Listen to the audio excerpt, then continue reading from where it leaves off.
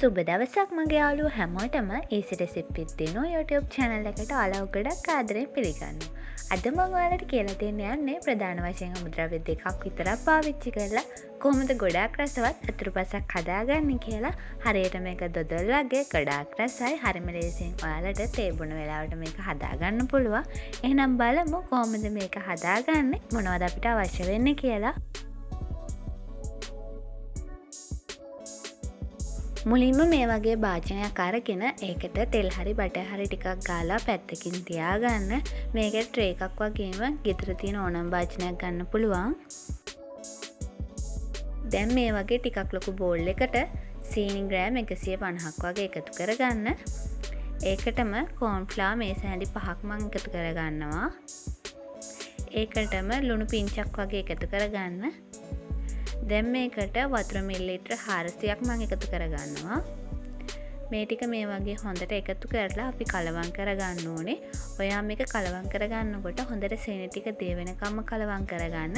ඒ වගේම කෝන් ෆ්ලවර් වල තියෙන කැටගතිය නැති වෙනකම් හොඳට දිය වෙනකම් ඔයා මේක මිශ්‍ර කරගන්න ඕනේ. මේ වගේ ටිකක් හොඳට ඔයා මේක මිශ්‍ර කරගත්තට පස්සේ ඔයාට තියෙනවා නම් මේකට වැන්ලා තේ හැන්දක් වගේ එකතු කරගන්න පුළුවන්. ඒක අත්‍යවශ්‍ය වෙන්නේ නැහැ. මම මේ වගේ වැන්ලා තේ හැන්දක් එකතු කරගෙන ආයෙත් මේ වගේ හොඳට කලවම් කරලා මේක පැත්තකින් තියාගන්නවා.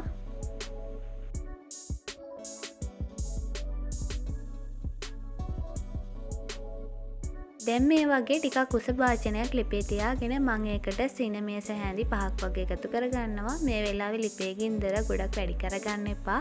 අපි දැන් මේ සීනි ටික කැරමල් කරගන්න තමයි යන්නේ.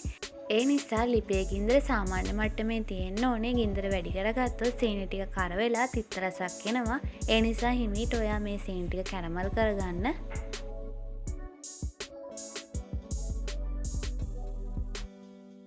සීනි ටික මේ වගේ හොඳටම කැරමල් කරගත්තට පස්සේ මම මේකට නටන උණු වතුර මේස හැඳි 5ක් වගේ එකතු කරගන්නවා.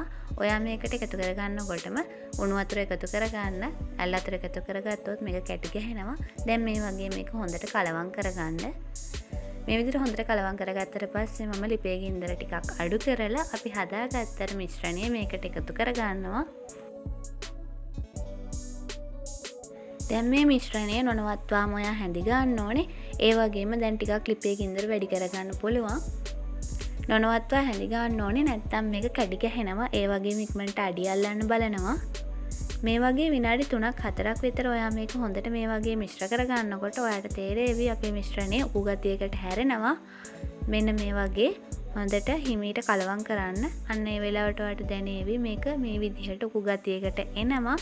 මෙන්න මේ වගේ ඔයාට උකු ගතියකට හැරෙනකොට ඔයාට මේකට තියෙනවා නම් රටකජු ටිකක් ඒ වගේම මුද්දරක් බලන් මේ වගේ දෙයක් දාලා ඔයාට මේක රසවත් කරගන්න පුළුවන්. දැන් අපේ මිශ්‍රණය හොඳටම උක්කු වෙලා තියෙන්නේ. මම මේ වෙලාවේ මේකට රටකජු ටිකක් එකතු කරගන්නවා. රටකජු ටිකක් දාලා මම මේක හොඳට මිශ්‍ර කරගන්නවා. මේ වෙලාවේ ඔයා ලිපේ ගින්දර ටිකක් අඩු කරගන්න. මේ වගේ මම හොඳට කලවම් කරලා මේක ලිපෙන් බාලා අපි හදාගත්ත ට්‍රේ එකට වත් කරගන්න ඕනේ. ට්‍රේ එකට එකතු කරගත්තට පස්සේ ඔයා මේක හොඳට නිවුනට පස්සේ පැයක් විතර ෆ්‍රිජ් එකේ දාලා තියාගන්න. මේ තියෙන්නේ මම පැයක් වගේ ෆ්‍රිජ් එකට දාලා අරගත්ත අපේ රසම රස අතුරුපස. ඉතින් මේක ගොඩාක් රසයි. තේ බොන වෙලාවට ඔයාට හදාගන්න පුළුවන්. හරිම ලේසියෙන්. ප්‍රධාන වශයෙන් අමුද්‍රව්‍ය දෙකයි අපිට අවශ්‍ය වෙන්නේ. ඉතින් දොඩොල් වගේ ගොඩාක් සොෆ්ට් එකට මේක තියෙනවා. ඒ වගේම මේක ගොඩාක් රසයි. රටකජු එකතු කරගත්තු හින්දා තවත් මේක ගොඩාක් රසවත්. ඉතින් හරිම ලේසියෙන් හදාගන්න පුළුවන්. අනිවාර්යෙන් ඔයා මේ රෙසිපි එක හදලා බලන්න. ඔයාට මේ රෙසිපි එක හදනකොට වතුර වෙනුවට පොල් කිරි එහෙම නැත්නම් පිටි කිරි වගේ එකතු කරගන්න පුළුවන් නම් තවත් රසයි.